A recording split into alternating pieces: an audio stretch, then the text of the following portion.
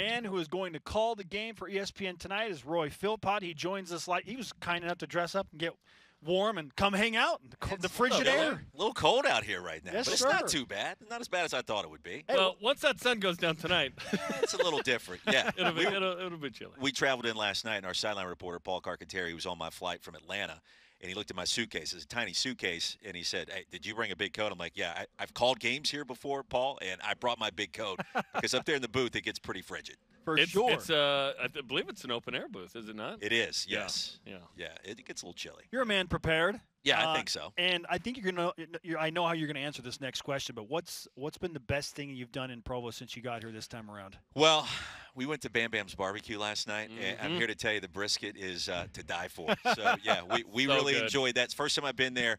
Our analyst, Andre Ware, had been here a couple of times, Spencer, and he had been talking about it all week.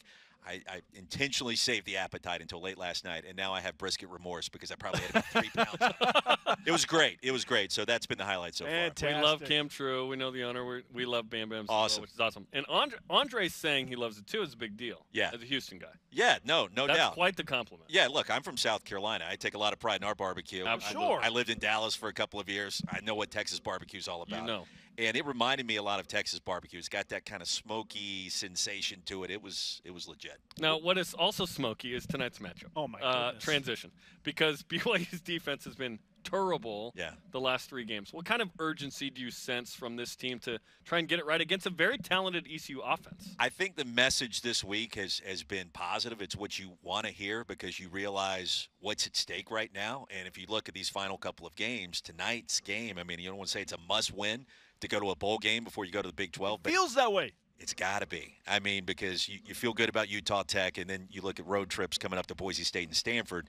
Those are going to be tough. You win this game tonight, all of a sudden that becomes much more manageable. So in terms of postseason, I think the staff understands what's at stake tonight, and there's a better sense of urgency, But I think it's all about responding to adversity tonight. When adversity strikes, does this team play in a different way than what we saw last week against Liberty and maybe the last couple of games? Again, I'm hearing the right stuff. I just think, what does it look like tonight on the field? Sure. That's exactly how we feel as well. Yeah. What is it going to look like? Maybe there's something to the home atmosphere and night games. I mean, we have spent all week talking about how weird it is that BYU has been so markedly better at night, especially at home. Let's tell you that stat, by the way. They haven't been anywhere else. Yeah. If you don't know, since 2019, 6 p.m. or later local kick. Yeah.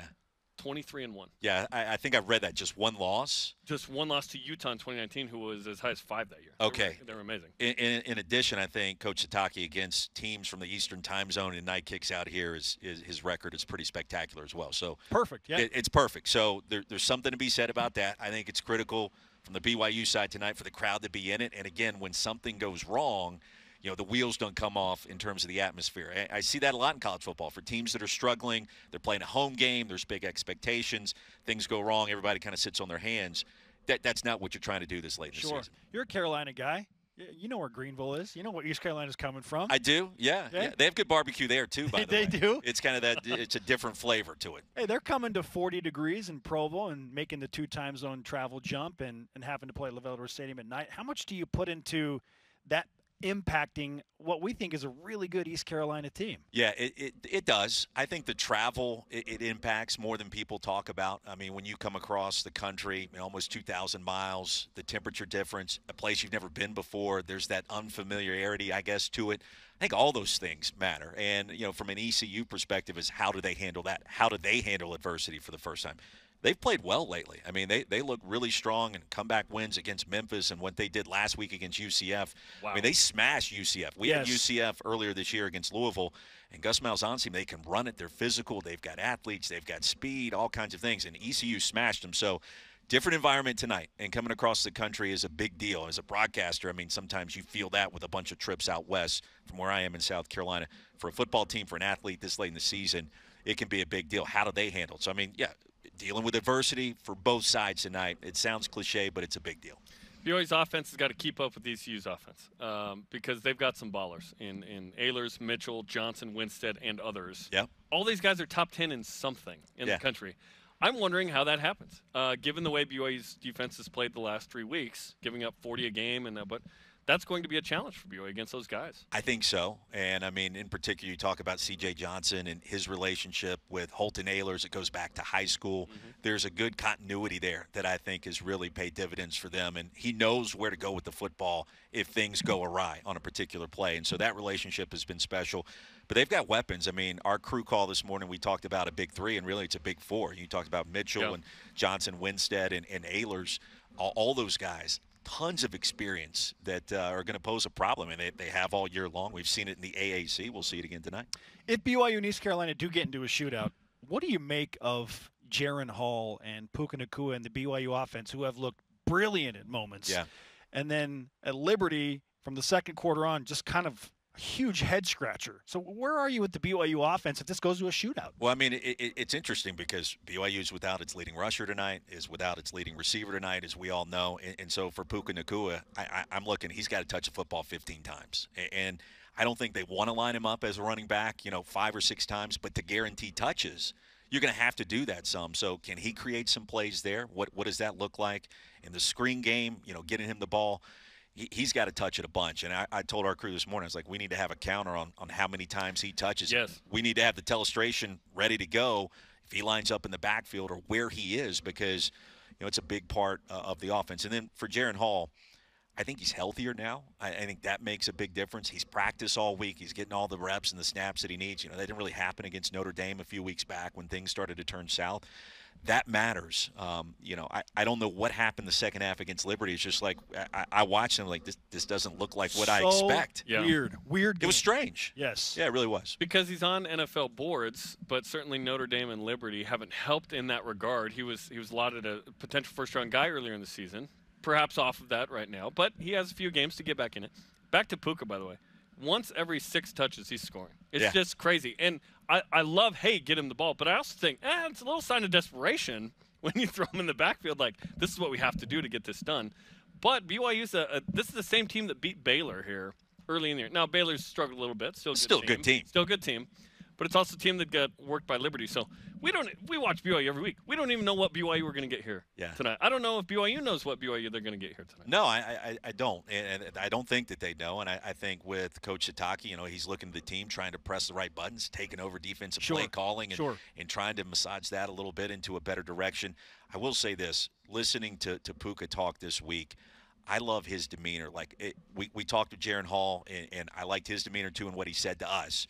But with Puka, there's an energy about him that I would like to see kind of permeate throughout the rest of the team. I think that potential is there. I think they're going to start fast tonight. Again, the question is, how do you handle adversity? And it may be up to Puka, Jaron, to just kind of lift these guys up when they need it. But, Puka, he gets done with the press conference. Adios, go Cougs. I just love his vibe and kind of what he's doing. They need more of that from this team right now. Yeah, and I'm glad you keep bringing up adversity because it is struck in a major way, primarily in the second quarter. The second quarter has been an absolute disaster for BYU this season. I want to say they're minus 80 in the second quarter after the Liberty I don't think game. it's that high, but it's high. I mean, I'll look it up right now. It's so bad. The starts have been good. I mean, against Liberty, the start was great. Yes. That's exactly what you Start wanted. against Arkansas was good. Absolutely. Second quarter, the wheels kind of fall off against the Razorbacks and against the Flames. Minus 58. Minus 58. Thank you. Yep. Okay, so minus 58 in the second quarter alone. Plus 52 in the first. I mean, how do you address something like that? So, to me, when I hear that, I look at the game plan going in, and, they're going to look at scripting some plays and certain sequences with A-Rod and with Jaron and trying to get things going. That script, everything looks good because they're starting the way they need to. Other teams are making adjustments. Okay, what do we do to adjust better? When you look back and self-scout yourself, and we talk with coaches about this across the country every single week, what are we doing where we've got to get better, where we've got to improve? And so I think tonight, again, that's under the spotlight. Look, East Carolina's probably going to put up some points. It's going to be imperative for Puka to get going, Jaron to get going. However that happens, what's the cheat code where you find a way to generate yards on third down, on third and medium, on third down and short, and just keep the drive going? Like, it may be that simple if this game gets into a shootout and things start, going north of 30 points at some point. And I think it will. The total is 63.5. I'm taking the over on that. I think it's going to be a shootout. And when you look at the last 3 games, BYU's allowed the other team an average of 37 minutes of possession. The defense isn't getting off the field. BYU's not able to run the ball. I think if BYU can't run the ball tonight, it's going to be tough. You can't just say, hey, Jaron, go win it. That's what they've tried to do against a couple of teams, and didn't work last few weeks. That sounds cliche. You say we got to run the ball, we got to stop the run. It's as simple as that. For BYU tonight, I mean, I haven't mentioned it yet, but going back to our coaches' meetings, it feels like that's imperative. And where can you generate those rush yards? Where can you find a way on third down and whatever to sneak and keep the drive going? And that's going to be critical for ECU. Same thing. I mean, these teams, they want to do some wide zone action. They want to get their backs going. You know, ECU is without its top back, and Harris, who's been injured the last couple of weeks, he's out for the year. But they've got Keaton Mitchell, who we've talked about a little bit. That's Harris explosive. is a better back than Mitchell. Jeez. Mitchell's an 1,100-yard guy. Yeah. Harris is carry. from my neck of the my territory in South Carolina. He went to Burns High School, a powerhouse nationally, and yeah, he's pretty explosive. But he's on the shelf. One BYU player told me yesterday that Mitchell is the fastest running back they've seen all year. That really? includes Oregon. Okay. He's something. quick. That's something. He is quick. Yeah. Roy Philpott of ESPN is with us on BYU Sports Nation. He'll call the game tonight, 8 Eastern, 6 Mountain on ESPN2. I've put a lot of stock into BYU's defense being better in week 2 with Kalani calling the plays. I feel like when you're making a wholesale change, I feel like I should have seen it coming when they're going to Liberty and they're trying to do all this different stuff and it just got weird.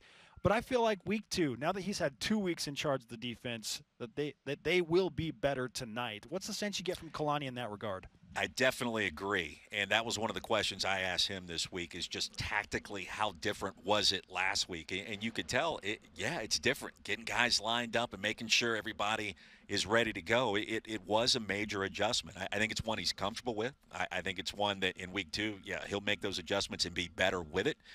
We talked about tackling school and kind of what has changed there in that department. One thing he said to me that really sticks with me right now is, guys got to stop leaving their feet. We're doing that too much.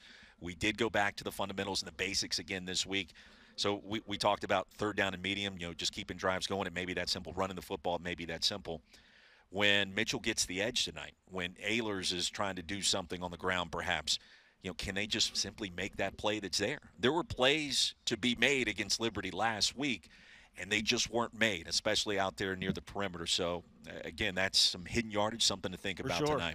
All right, we've got a little bit of BYU Sports Nation swag for you. Want to, a little swag? Yeah, we got BYU Sports Nation on the back there. This is a very warm, second layer. Yes. I think is what we're talking about. I can't wear it tonight, right? Obviously. What? I can't wear it tonight, but I will be wearing this back in South Carolina. It gets cold back in the deep South. Yeah. And you're a Clemson guy, and I do need to point out one of our good friends, Tyson Hutchins. He put together so many of those magical videos you see with Dabo Sweeney and the Clemson. He was with Athletic Marketing. He was out in Clemson. Yeah.